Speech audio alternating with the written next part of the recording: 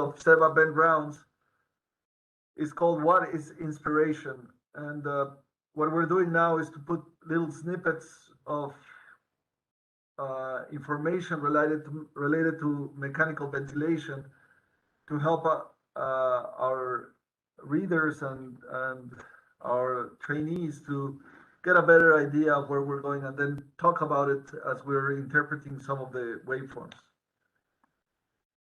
So the disclosures, you'll see here that we will discuss particulars of ventilator modes, and we don't make any endorsement of any particular mode or manufacturer or company. Whatever we say, it's our opinion, and it does not represent the Cleveland Clinic. Here are disclosures for myself and Rob Chatburn for you to be aware of. The rules are, this is a recorded session, so keep your microphone muted. The moderator, i.e. myself or Rob, may call upon you to comment. And just so feel comfortable to do so, put your comments in the chat. We're monitoring it, and then from there we can have a conversation. And at the end, those that are Cleveland Clinic employees will get CMEs with the QR code at the end of the session.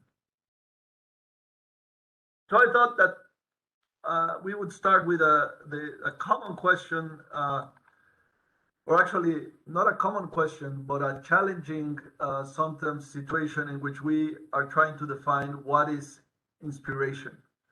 And it really, as we reviewed these cases, you'll see how this becomes really relevant. So I took this from one of Rob's slides, and Rob, please feel free to jump in, but I thought that it would be good for us to define what is inspiratory time, expiratory time, and talk about what is inspiration, the inspiratory phase, and what is the expiratory phase. And this cartoon I really like because it puts all of them into context. So it puts what we call the inspiratory flow time, meaning the time where flow is going into the lungs, and you can see that it's above the baseline, and as it's flowing inside the lungs, it is above the baseline. And then there's this pause in which there's actually no flow, but the pause is occurring during the inspiratory time. So the flow, the volume is inside the lungs, there's no flow coming out, and then the valves open and expiratory flow occurs.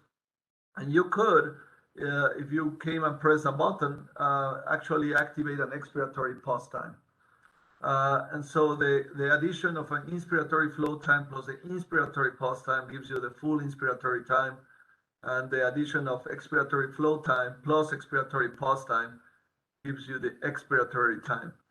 So Rob, I would like to ask you if you could comment a little bit about how do you define inspiration in mechanical ventilation? What does that mean, inspiration in mechanical ventilation? Well, first of all, I want to say that this slide comes from our paper where we first introduced the taxonomy for modes of ventilation, and we based it on what we call 10 maxims, 10 fundamental concepts that you must have to understand what's going on. And the very first one is, how do you define a breath? And we define a breath as comprised of an inspiration and an expiration. And these are commonly used terms throughout the industry. And inspiration basically means the period when the lungs or the respiratory system is inflating, and expiration when it's deflating. And because most ventilators allow you to either set or monitor inspiratory time, then we have to define it in the way that has been conventionally defined since ventilators were first invented, essentially, and such that inspiratory time is the time that the lungs are either inflating or it being inflated and held open. So that would include the inspiratory flow time, which is a term that we invented because you needed to distinguish it from the inspiratory pause time. And the sum of those two things is the inflation time. And similarly, we have an expiratory flow time where flow is actively coming out of the respiratory system, and oftentimes there is a short period of time when there is no flow, or essentially no flow. And we call that the expiratory pause time. So we have an inspiratory time and expiratory time, and they are balanced in terms of these definitions. And these are important definitions because they end up being settings on the mechanical ventilator that have a very large impact on what happens to the patient in terms of minute ventilation and gas exchange. Very good. Thank you, Rob. And I think that the cases that we're going to present today will help actually talk a little bit more about this and how it's implemented in mechanical ventilation. I mean, the waveforms that we're going to show actually were shared to us by one of our ex-fellows, Dilip Raman. And we're going to go over some of them, and it will help think about this inspiratory, what is inspiratory time and inspiration in general. All righty. So this is a waveform that was sent to us by Dilip. I wonder if there's anybody of our fellows that it's interested in giving it a try, a read, and if not, I can read it myself. Okay, do you want to approach over? Yeah. Is it better? Yeah, sit down, just so that they can hear you. Yeah. Hey everyone, this is Gar. I'm one of the first year fellows here. So I'm gonna go ahead and get started with the tag. I'd say the pressure seems like constant to every to the 2.5 breaths that I can see on the screen. Mm-hmm. So I would say pressure control. Mm-hmm. And then I would see machine triggered, machine cycle. I would say PCCMB for the tag. Mm-hmm. The load, I think there is, and you can see you don't see the pressure waveform as it should be, so I think there's PMUS. Okay. And when I see the flow loops, even in exhalation, I see PMUS because it's not an exponential decay as you would expect.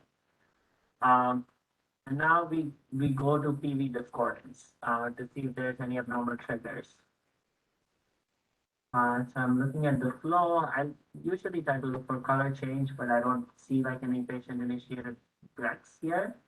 Yeah, this ventilator does change the color in some areas. It's hard to see because of the way that they took it, but there's color change before these breaths in general. I don't know if this one, but there's this one, and this one have color change. So I presume all of them have color change. So all of them are triggered by the all of them are triggered by the patient. So I would say that I mean you can see in exhalation there's a lot of expiratory work, and the patient's still trying to breathe out, and the other breath is started. I would say I think the cycling is off. This maybe. Hmm? I'm just trying to figure whether. Actually, I'm sorry. The one that is triggered, I see a couple that. Well, just go ahead. Keep going. This is very interesting. Yeah. So trigger and cycle is what I always get kind of caught up at. Still trying to, confuses me a lot. Still trying to master that. So let's start with this one over here. Okay. Yeah. So breath number 3. Okay. Okay. So let's do that one first. Okay. So the patient triggers the breath. The patient triggers the breath. It seems that it triggers the breath. Yeah. And the patient still wants to keep. You see a little bit of PMUS there in inspiration. In inspiration, so the pressure goes a little bit down. But down. During inspiration, you look at what?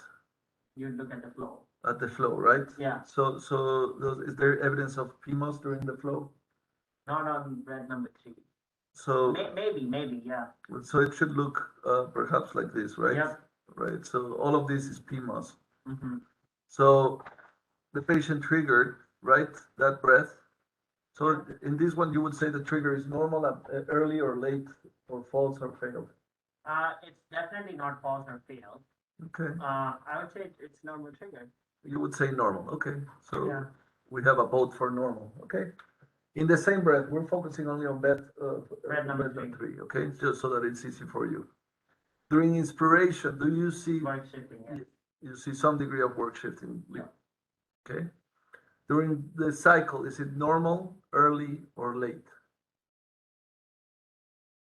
I think it's getting cycled off earlier than it should. So the machine is turning off earlier than the patient? Yeah. Why do you say that? So where does the breath end? The breath Inspiration. ends when there's an exponential fall in the flow. So right here, right? Yep, It crosses. it crosses. Does the pressure end?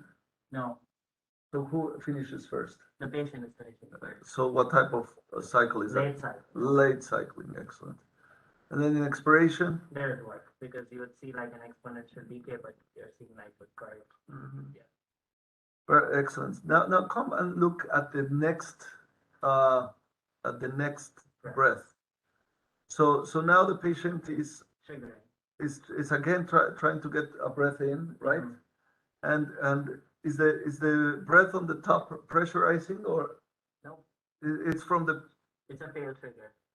well The the, patient's trying to trigger it. but it doesn't trigger a breath, right? Yeah, Why doesn't it trigger a breath? because it's already at the maximum set pressure that we have set for the patient's breath. Is the patient does the mechanical ventilator is inhaling or exhaling at this place? The pressure For the fourth breath, right? for this breath over here. It's inhaling. So the ventilator is the pressure seems to be high, right? And then the patient went for exhalation and then inspiration again In the same, yeah. in the same breath, and then it exhales, and the pressure is now down, and the pressure exhaling, and then the patient breathes in synchrony with this one, and then tries to exhale at the same time. So all of this period of time is the mechanical set inspiratory time, it seems. Yeah. And then period of time over here is the expiratory time.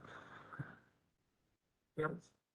So something is amiss, right? Correct. So the patient is breathing like he wants, and the ventilator is going on their own. Yeah. Right. That's correct. Rob, do you want to comment? You were the one that brought this up actually in one conversation. So do you want to talk about this, please? Yeah. First of all, it's when you're trying to determine the control variable, it's a little bit difficult because even though this is pressure control, we don't see a nice square or rectangular pressure waveform. And that's because, as you often say, ventilators are not good pressure controllers. What tips us off is that the flow waveforms vary, and in particular, the tidal volume varies, and that's a hallmark of pressure control.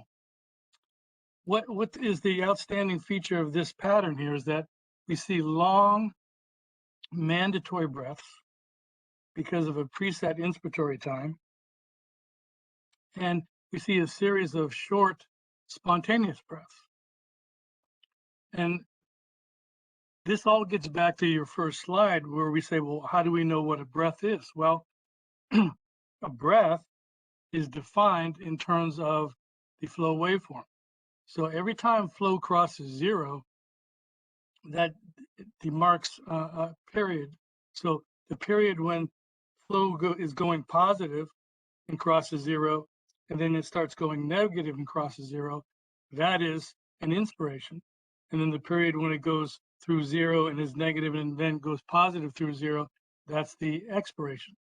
So those are breaths.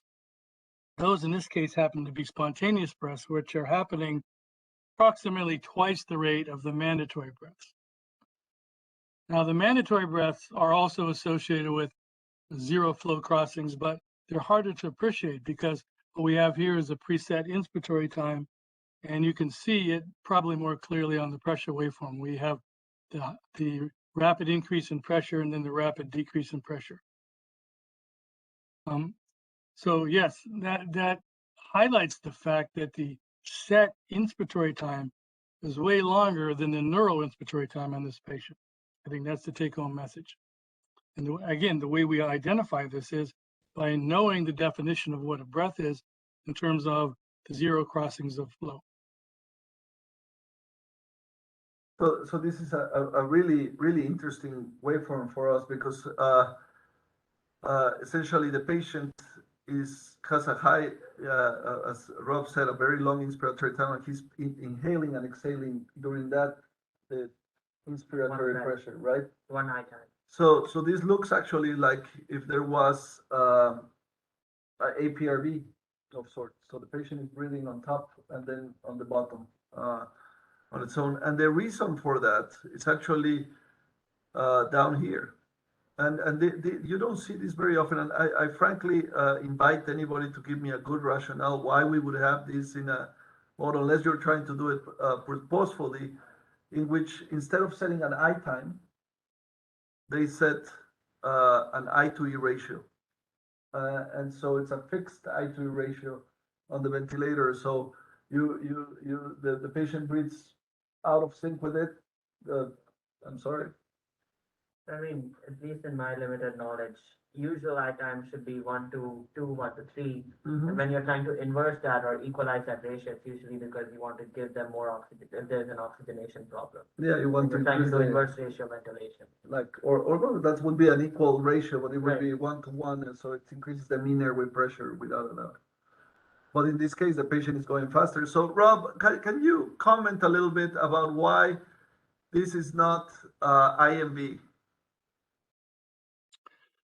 It's not IMV because the spontaneous, well, first of all, the definition of IMV is that you can put a spontaneous breath between two mandatory breaths. That would mean a positive flow and negative flow between two preset breaths. We don't see that here. What we see is that spontaneous breaths do occur, but they only occur during the mandatory breath. So in other words,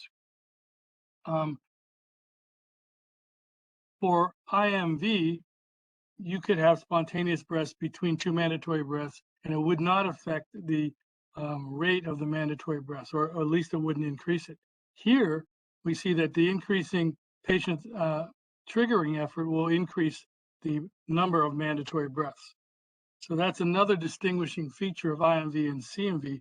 In CMV, the set rate is the lowest mandatory breath rate you're going to see. Could be higher if the patient triggers more. But in IMV, it's the highest mandatory rate. Could be less if we have different kinds of IMV. So that's another important definition to have in your head.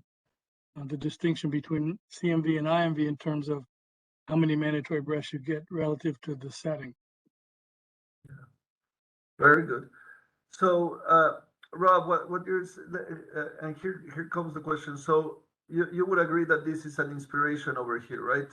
This period over here that I'm marking on flow. Yes or no? I can hardly see. Yes, because that's positive flow, right?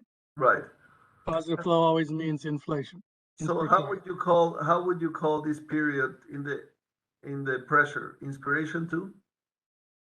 That's a preset inspiratory time of a mandatory breath.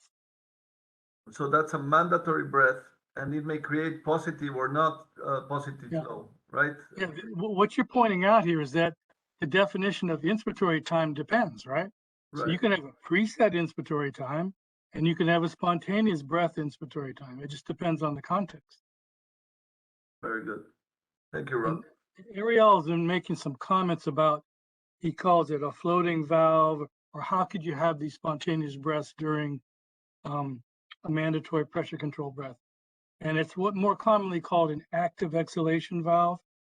It was something that was always available on Draeger ventilators and only more recently available on other ventilators. It basically means that the patient can breathe in and out during the preset inspiratory time of the mandatory breath.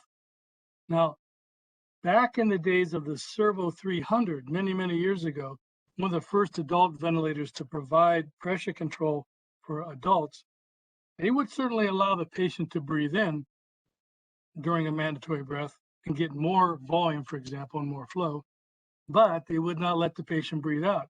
The valve was occluded. So what happens is the patient tried to breathe out, the pressure just rose sky high, and you set off the high pressure threshold and you cycle the breath off. This ventilator allows you more or less to breathe freely during a mandatory breath.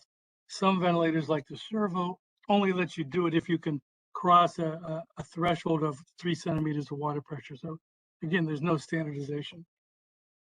Yeah. Thank you, Rob. I would point out as a summary for this slide that whenever you're controlling the pressure, your eyes want to go to the flow. And if you go in order with the flow, you'll be able to discern when there is inspiration and expiration of the patient during the mechanical breath, the mandatory breath. Very good. Any other comments that we need to address, Rob? Nope. Okay. All right. So this is actually I think it's even the same patient. And so this is an advanced image, I would say, advanced image 1.0. Amanda, you want to give it a shot? He's like, please, not me. Remove me from this world. All right, give it a try. I will tell you, I have challenges with this one. Yeah. Okay, so I'm sure that it's happening. Camera is off, so don't worry. Okay.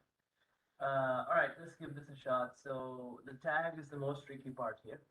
So I see ACVC, that's helpful to know what the brand mode is. So what I see in the flow waveform, it's not uniform, which you would typically expect. So I would not call this, VCC and VS. What I think is happening is that the ventilator is responding to patient effort and increasing flow more than the set flow, which we typically see in servo. We call it IMV. So I'm trying to see if the same thing works here. But in this particular ventilator, I don't know what the algorithm is. Let's see. But I'm going to use the same one. So I'm going to call this VCIMV4 SS.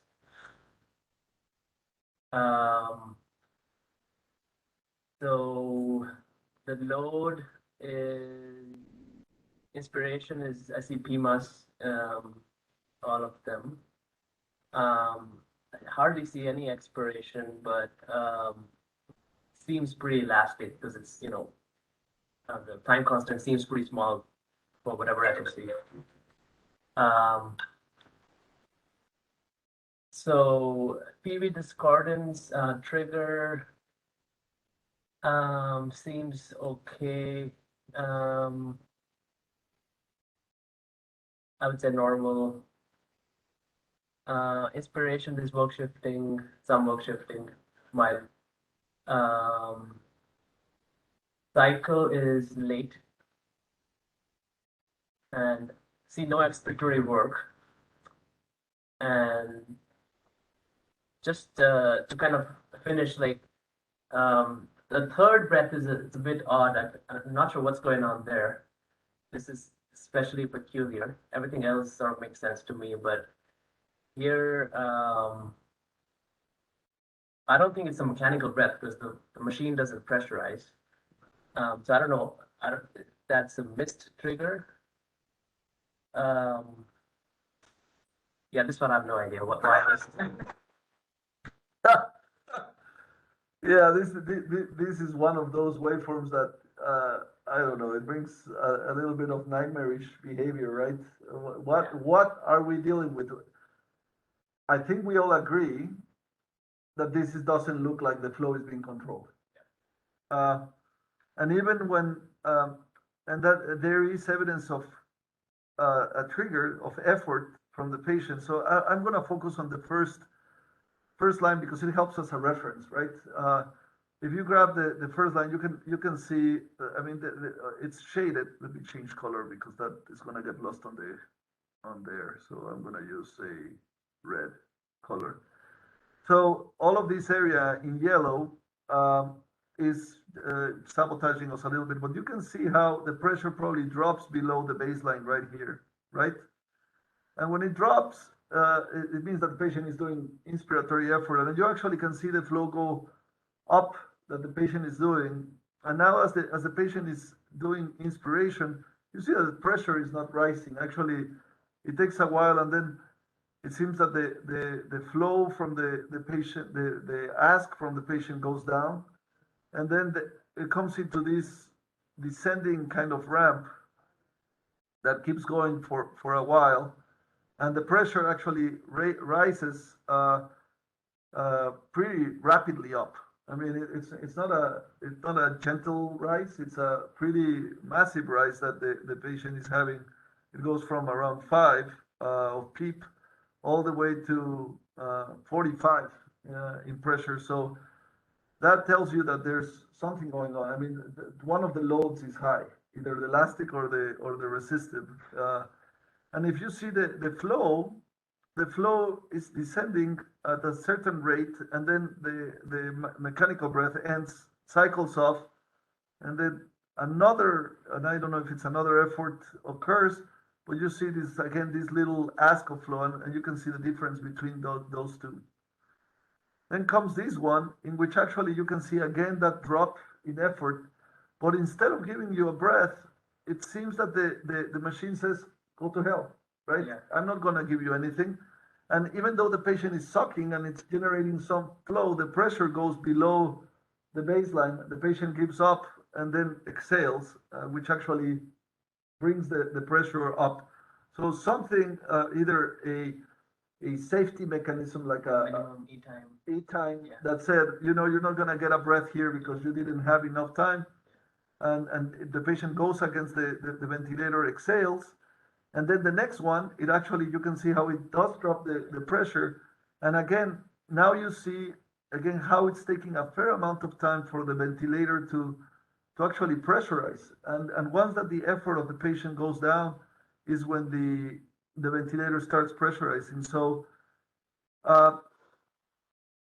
we'll come back to the interaction, but you can start imagining that these now start looking like late triggers, right? So I'll put it there, but let's now move towards the tag, which is the question is this flow and how it descends here. None of them looks the same, do they? No. I mean, this one doesn't look even after this breath, it doesn't look to be decaying. That if this was a descending RAM model, perhaps this one and this one are close, but not even them. So this makes me think that this patient, that the flow is not being controlled at all here. That actually the mode has changed or changed into a flow. Into a pressure control mode at some point, but it doesn't even make then sense why the pressure would raise so fast. So is the machine now controlling the flow during the expiratory phase? I don't know enough about this ventilator, but you can actually see how all of them end out at the peak pressure. So it seems that we are reaching some sort of pressure limitation on this breath that is cycling it out. I don't know. Rob, what do you think about this? Volume control or pressure control? This is a GE CareScape, right? It is. So then we know that this ventilator does dual targeting and volume control by default. So that's what's happening here. And if you were to guess, what do you think the PMUS would look like? If I would draw it, I would draw it probably like this. Well, I might draw it clear over to the next breath. That's why you get that second hop. Yeah, like that. Yeah, I think so. But then you don't see any changes on the pressure over here. That's what gets me off, right? Yeah. I'm just guessing as well, but I think it's trying to do volume control. It sees that the pressure is dropped below its internal threshold, so it switches to pressure control, and that's probably why the pressures are the same. It's just a weird looking pressure control. And I think you have double triggering for the first two breaths. Right. You have just one long inspiratory effort that gives you a pseudo pressure control and a very crazy looking pressure and flow waveform. Yeah. Do you think that over here the flow is being controlled or the pressure? I think it's trying to do pressure control because it sees that it's getting close to the pressure limit. That pressure limit is probably based on the alarm threshold, which we can't tell what it is, but it's probably something like other ventilators the maximum pressure will be like 10 centimeters below the pressure threshold setting or something along those lines. I don't know off the top of my head. But so the pressure, it's trying to give the patient as much flow as it wants and limiting the pressure. And the only way it can limit pressure is to start limiting flow real fast. And that's why you get sort of a pseudo exponential decay. It's crazy. This is my best guess. Yeah, this is a really challenging waveform. Well, one thing I would say about the tag, if this was IMV4, it can never be S for the mandatory. It has to be D. Just say D, sorry. Alrighty, so we're thinking that this is dual control VCIMB, but it has some sort of algorithm that is sabotaging our mission because of the peak pressure. Actually, you can see here the peak. I think that this is the alarms, Rob. It says 45 for the peak pressure. So that's probably the limit. And that's probably what's happening. That's about that, isn't it? Something like that. So do you think it would have decelerated back to 0 if the limit wasn't there? Like Perhaps. Because if it's a decelerating ramp. That it's reaching that and it shuts it off. That's why I was thinking that this was gonna be pressure control, but maybe it has, volume control. That something was because the way that these races makes me think about that. The other part that I was gonna mention is again, in this situation, we have this I to E 1 to 2 fixed ratio on the ventilator. So, but I don't think that. I mean, it's one of those things that if you don't pay attention, you don't know that they're happening. And I know that other ventilators like the PV840, you could change it to do that. And one of the questions that we had was, well, under what circumstances would you put somebody on those types of settings? That, I mean, you would have to lock them out. I mean, they would have to paralyze and then mobilize it. Very good. Question? Yeah, I can't think of any clinical reason to have a setting of a fixed ID ratio except for our mid-frequency ventilation mode. That's the only time you want to do that, but the patients are paralyzed. So it's not, and there's not going to be an issue of synchrony. Right, right. So you have to take out all the desire to have any synchrony in there. Yeah, very interesting waveform from the lip, also creating a lot of distress in my brain for a couple of hours. Not to mention the poor patient, right? Yeah, well, I mean, and I would ask, I mean, in general terms, there's two actions whenever you see this. Either you switch the mode or you sedate, paralyze the patient. That's the two pathways in general. So let's assume that this patient's goal at this point, with the high resistance and high work of breathing, the goal is comfort. Is there a mode that you would choose on a patient with very high resistance and these characteristics? I mean, if the goal is comfort, I would switch to pressure support and see what happens. Yeah, see what happens. All righty. One thing I was also thinking is it's the same patient as the last one, right? Yep.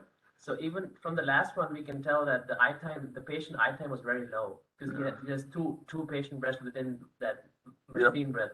So I also kind of agree with what you initially thought the PMUS pattern was. Yeah. That because it's probably the intrinsic I time is very low, and something like that. And then the reason that the flow looks like that is probably the machine is cycling based on the pressure. Yeah, that goes with the same rate that the patient had behind. So it seems that he's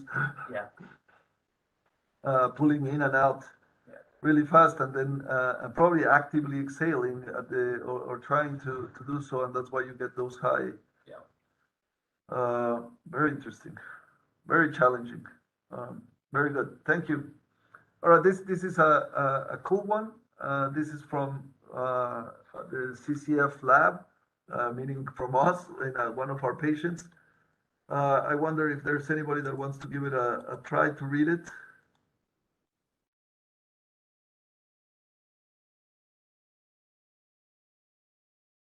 If not, I'll give it a go for the sake of time and happiness in the universe. So in terms of the tag, I mean, this is relatively simple, but however, when you see the waveform, if I have not put here pressure control, you can see definitely that the flow is not being controlled in any of them, right? You see the different forms on each one of them, and you can see that the tidal volume actually is different between each one of them. So the pressure is being controlled here. Then the second question is, what type of breath is this? Is this a spontaneous breath or this is a mandatory breath? And if we think that this is, so I like to see the breath, and you can see the change in color, and that immediately tells you that this is being patient triggered in this ventilator. And then you see this pause over here, and if you remember what we saw at the beginning, this is what we call the inspiratory pause time, but there's no pause plan here. But what it tells you in general is that the patient is trying to exhale, and the ventilator inspiratory time was not over. And in this ventilator, it will create this pause that you see to signify late cycle, but this would be a mandatory or a machine-triggered breath. So it immediately tells you that all these breaths, whenever I see this pause, that's a mandatory breath until proven otherwise, and that's called then CMB. And there doesn't seem to be any intelligence built into this project as we're seeing it right now. So I would say PCC and BS. In terms of the load during inspiration, you actually see how the pressure, even though it's in pressure control, is even dropping almost below the baseline. So it tells me that there's a lot of, and I can see the flow, and the flow, instead of having that beautiful decay that it should have in a passive patient, all of this area over here equals the presence of PMOS. So during inspiration, there's PMOS. And similarly, during expiration, you can see, instead of that nice decay, all this area over here is PMOS. Excellent. And then in terms of PV discordance, all the breaths are being triggered by the patient, and you can see these massive drops in pressure. I mean, the PEEP is set at 10, and the patient almost reaches the 0 line, which tells me that this patient is generating a lot of effort. However, the ventilator is pressurizing, or it seems to be pressurizing rapidly, even though the patient is doing a lot of effort. So I would call this as a normal trigger, but I would say that the work of breathing is very high for this patient. The work of triggering is high. During inspiration, there is evidence of work shifting, and I have no question about that, because actually the pressure is going almost below the baseline, and you can see how much tidal volume the patient is generating. So the patient is essentially getting 718 mLs with, even though it says pressure control above PEEP of 8, you can see that the patient is not getting anything. So this patient is breathing unassisted essentially now, because the ventilator cannot pressurize fast enough given the amount of effort that the patient has. So this is an example of severe work shifting while on pressure control. You're used to seeing that on volume control, but not on pressure control. And then finally, there's the cycle. And as I mentioned, the inspiration for the patient ended up right here, the moment that it's trying to cross the 0 line. But because the inspiration continues, you can see now these rises on the pressure, which are not assisting anything, actually. It may see, and the ventilator or any study may read this as that this is work being done on the patient, but actually the patient already is exhaling, so that's the relaxation of the expiratory muscles going out, so this is an example of late cycle. So the patient is doing all the work of breathing, a high amount of work of breathing during triggering, during inspiration, and then patient is now trying to exhale with a closed valve, or during inspiration, and the pressure rises, then it opens up, and you can see all the effort that the patient is doing for expiration. So high expiratory work. And it would be evident just from looking at the values that this patient has still a pretty high demand in terms of oxygenation, which may make you really concerned that this patient can be generating injuries. So I would ask the two high quality fellows here, do you believe this compliance? Is that a compliance a true statement or a false statement? I don't believe. Yeah, I don't think it. Very good. It's not reliable. All right. So, Roberto, comments, and I would ask you to talk a little bit about the dynamic compliance, and then we can go to other items. Go ahead. Yeah, the dynamic compliance on this ventilator is an approximation of the true dynamic compliance definition, which means the change in volume for the change in pressure between 2 points in time where there's zero flow. And that definition was invented way back in the days of neonatal ventilation, when we tried to calculate compliance by hand from pressure, volume, and flow measurements, esophageal pressure and things like that. Now, this ventilator, as I recall from reading the description, it calculates an approximate zero flow. It doesn't actually measure the point at which flow crosses zero, because there's a huge error in the pressure measurement at that time, because for a very short, you can think of a very short horizontal distance where the flow is crossing zero, you can have a huge vertical variation in the pressure waveform. So it makes that definition sort of impossible. So they have an algorithm that essentially predicts when the flow will cross zero, and they call that close enough, and that's how they calculate dynamic compliance. But needless to say, dynamic compliance, or any kind of compliance, is only valid for a patient where PMUS is zero. As soon as you put PMUS in there, then the measurement of the pressure to inflate the lungs is unknown.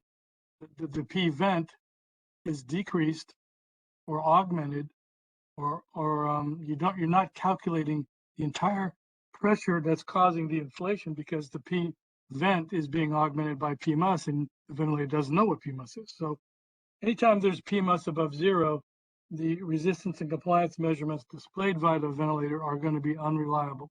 And they'll be unreliable in this case in a positive direction, right? Because the ventilator doesn't know the difference between improving compliance and just increasing PMUS. Has no way of knowing that. Very good, Rob. A final comment that always comes, or not a final, but a comment, is regarding the changes here on the volume waveform, which in classic terms would tell you that there's a leak, and it's possible that this patient, with the effort that he's doing, is having an amount of leak with each one of the breaths, just because the amount of effort and whatnot. So that would be one of my differentials. Or it simply means that the patient is exhaling a different amount every time. Yes. The patient's not required to exhale the same volume he inhales, right? He can do whatever he wants. So what that means is you have a floating end expiratory lung volume. Yeah. The other is that the patient is actually, I mean, I don't, and we have seen this on the simulator, and I would ask you is that if the patient is actually exhaling some amount during this period of time, that it seems to be a closed valve. And does the ventilator really close the valve during that period of time? That's a very good question. And if you were to draw a PMUS waveform over top of the flow waveform, it would look, yeah, it would look something like that, except that I think the PMUS, no, the PMUS has to decrease before the flow starts going negative. Yeah, something like that. So you see, right, the way, yeah, the way how I would draw it. So the PMUS is basically zero right about the time where the ventilator inspiratory time turns off. So you have very little force of the patient trying to exhale. There's a little bit, but this ventilator imposes a 3 centimeter pressure threshold. You can't exhale through the active exhalation valve during the mandatory inspiratory time unless you can push out 3 centimeters of water, which the patient basically can't do because his PMUS is getting close to zero. So that's why there's a little tiny period of virtually zero flow. Yeah, so it looks like that. Really crazy, huh? Yep. Questions? Any comments on the chat, Rob? Just Ariel mentioned the business about the end expiratory volume floating around. We already talked about that. Very good. Well, with this, we will be over. This is the CME code for those that want to get a CME credit that work in at CCF. Again, send us your waveforms. There's our email, Twitter, and we're happy to have you whenever you send us anything. So thank you very much. Have a great day.